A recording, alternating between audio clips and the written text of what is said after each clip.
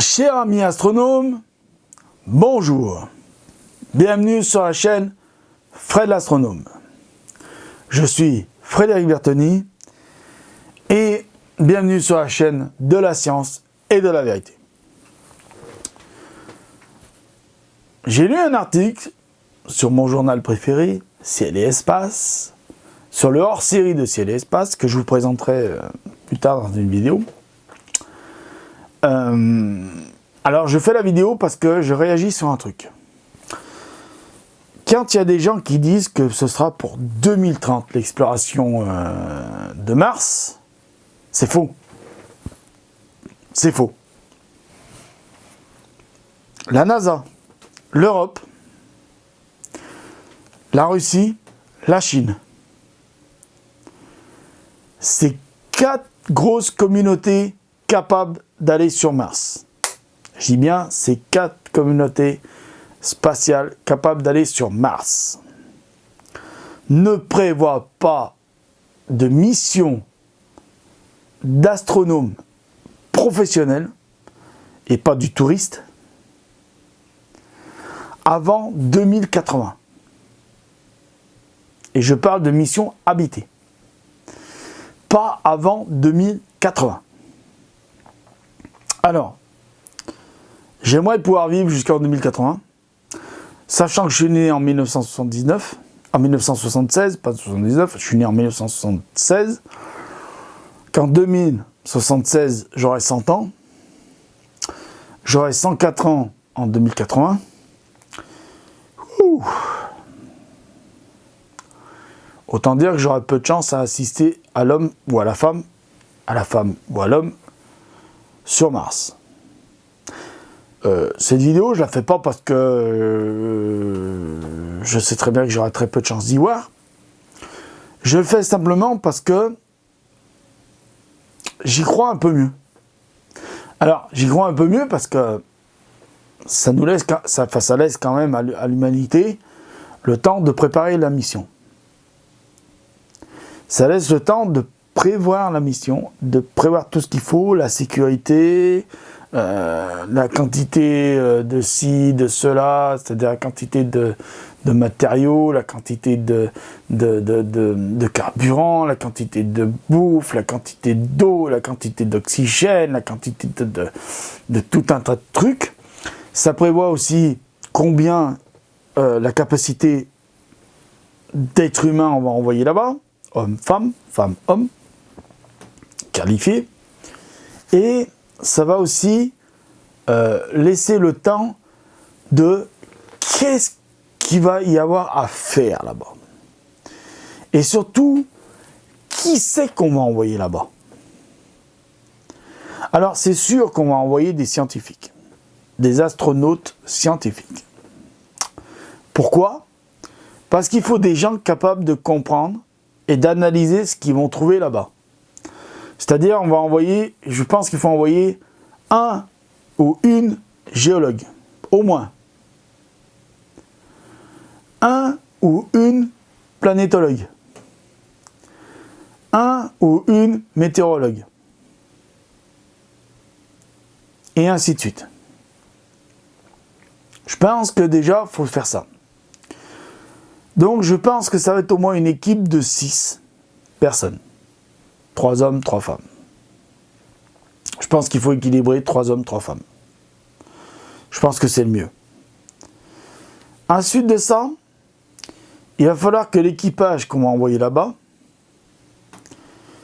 vive pendant très longtemps ensemble avant de partir là-bas. Parce que le voyage, c'est entre 9 mois et 1 an et demi pour y aller.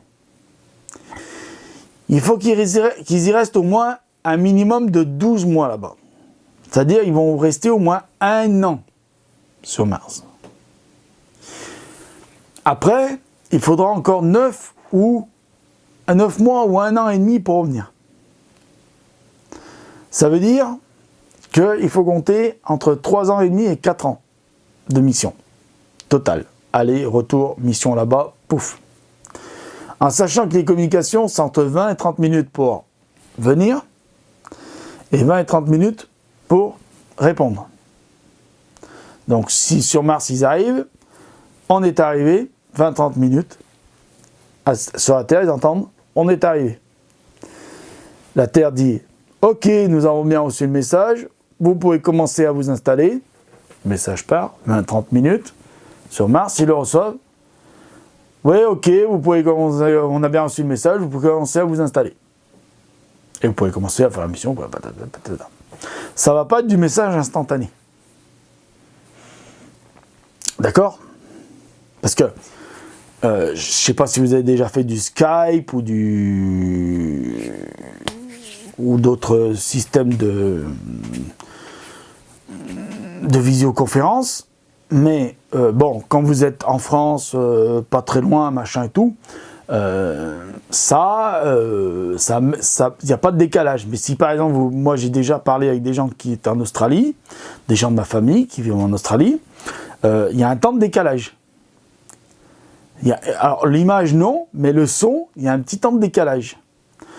Donc vous imaginez bien que si déjà depuis la Terre, de la France jusqu'en Australie, il y a un petit temps de décalage, vous pensez bien que de la Terre jusqu'à Mars, il va y avoir un gros décalage.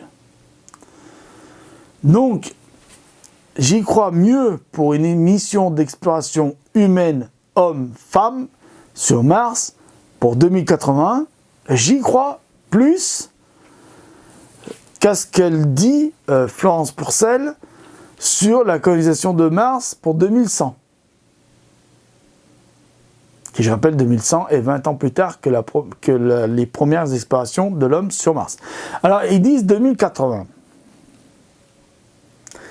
Si toute la préparation de la mission, à partir de maintenant, jusqu'à le départ en 2080, se passe bien. Alors, pensez bien que les astronautes de ceux qui vont partir en 2080, ce n'est pas les astronautes qui vont s'entraîner aujourd'hui. Donc, ce n'est pas Thomas Pesquet qui va partir là-bas. Pour vous donner un ordre d'idée. Ce sera peut-être plus son fils que lui. Il faut bien comprendre ça. Parce que Thomas Pesquet a 39 ans. S'il fait un enfant dans 1 an ou 2, ce sera son fils ou sa fille. Vous avez compris. Qui partira là-bas. Ce ne sera pas lui. D'accord ? Parce qu'en 2080, il sera grand-père, Thomas Pesquet. Il n'aura pas la force de partir là-bas. Donc, tout ça pour vous dire que là, j'y crois un peu mieux. Là, ça me paraît un peu mieux réaliste. Malheureusement pour moi, je le verrai peut-être pas. À part si les progrès en médecine me font vivre jusqu'à très très loin, mais enfin bon. Avec le cœur que j'ai, ça m'étonnerait. Mais bon, voilà. Gardons espoir. Peut-être, on ne sait pas. Ils font pas mal de progrès, là. En médecine. Hein? Donc, voilà. Gardons espoir. Ne soyons pas pessimistes, hein, comme diraient certains. Hein? Voilà. Donc, sur ce, c'était juste un petit billet d'humeur, mais là, plus content que celui de Elon Musk, que j'avais fait quelques temps, parce que j'y crois un peu mieux. Bon, dans l'année 2017, je ne sais pas quand, j'essaierai de vous faire une vidéo un peu plus complète sur cette histoire de voyage sur Mars en 2080, parce que je vais lire, parce que c'est tout un hors-série qui